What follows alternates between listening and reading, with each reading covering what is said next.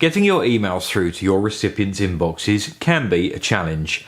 Lots have changed in the last few years in how the spam filters operate, so it's worth keeping up to date with how this could affect your campaigns. In this video, we've taken a look at how spam filters operate in 2023 and have put together our top 10 tips to help you achieve much better inbox placement. Now, if you're currently experiencing an issue with inbox placement, then this video will hopefully help you to get to the bottom of it. We've seen an increase in how much your mailbox address affects inbox placement over the last 12 months.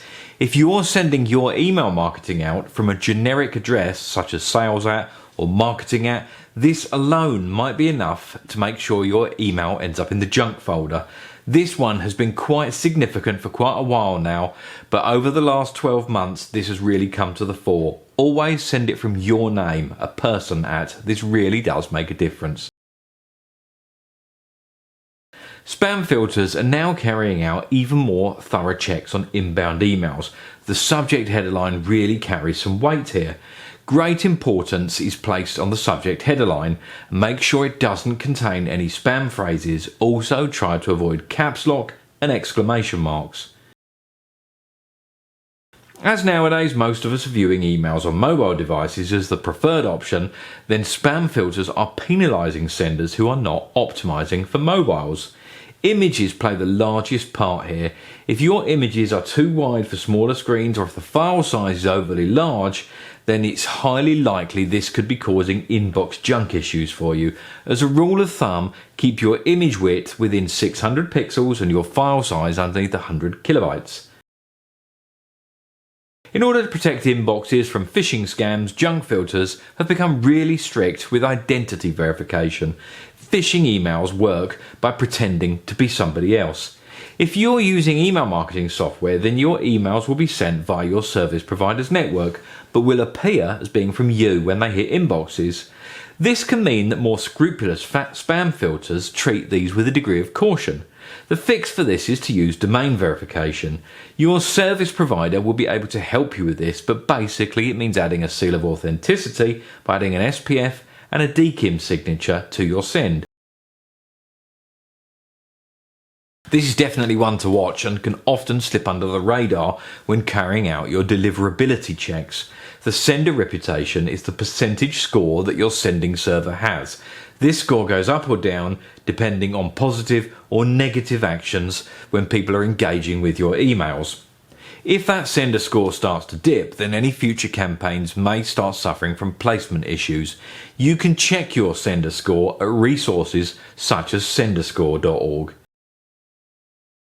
Following on from our last point, this one is related to keeping your sender score high. If your email campaign has received some bounces, then it's really important to identify these email addresses and remove them from your next send.